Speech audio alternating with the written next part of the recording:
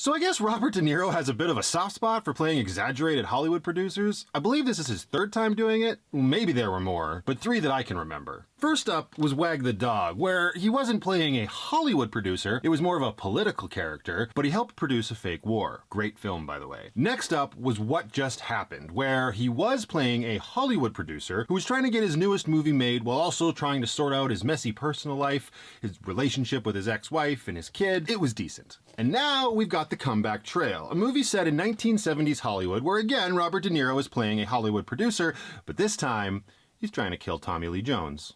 This movie should have been funnier than it was.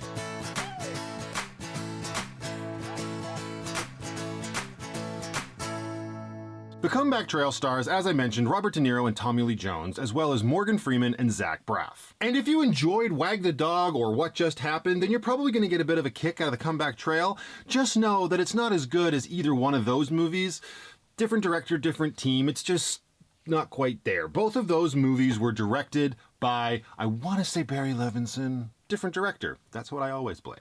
Tommy Lee Jones plays an exaggerated, washed-up version of, like, John Wayne, which is actually a really bad example because John Wayne does exist in this movie's world because he's mentioned, but it's the best example that I have. Morgan Freeman is playing a vicious, movie-obsessed, loan shark slash crime lord who helps De Niro fund his movies. His few scenes were actually pretty entertaining. He always uses movie references to explain how he wants to kill somebody. I'm gonna cut your head off like Kevin Spacey did to Gwyneth Paltrow in Seven. It's a bad example considering this movie's set in the 70s. That specific reference doesn't exist since Seven came out in the 90s, but you get my point. Those scenes were good for a chuckle. De Niro and Zach Braff play a uncle and nephew combo that own their own movie studio business that has never done well, and their last movie utterly bombed, which of course was funded by Morgan Freeman, who now wants his money back, and De Niro doesn't have it. This really is De Niro's show. They've got him done up as this stereotypical slimy 1970s Hollywood producer with the shoulder-length hair, the big bushy mustache, and the huge sunglasses,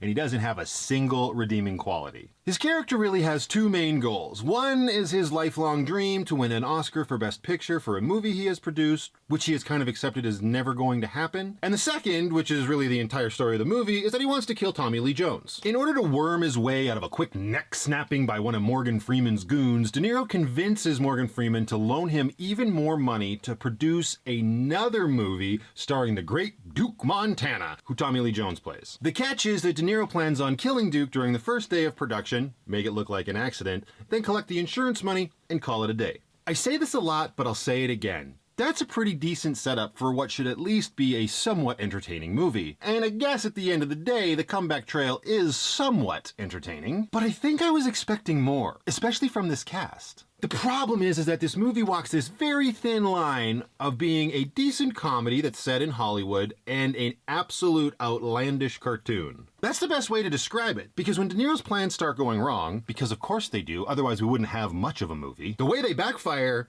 is cartoon foolery. I don't know how else to explain it. And it's not laugh out loud humor. It's more sort of roll your eyes and crack a grin. You know? Like, that's just so ridiculous and insane, I just don't know what I'm watching. It doesn't fit with the rest of the movie. At more than one point, I wondered if I was watching a live-action episode of Family Guy. And not a very good one, because we already got that, and it was better for what it was. If you just want to watch some Hollywood greats play some very exaggerated characters, then this movie might be worth it for you. It's not one that you're going to remember by any stretch of the imagination, but it's also not the worst way to kill some time. So what about you guys? Have you had a chance to see The Comeback Trail yet? Let me know what you thought about it in the comments below, and I will see you all in the next one.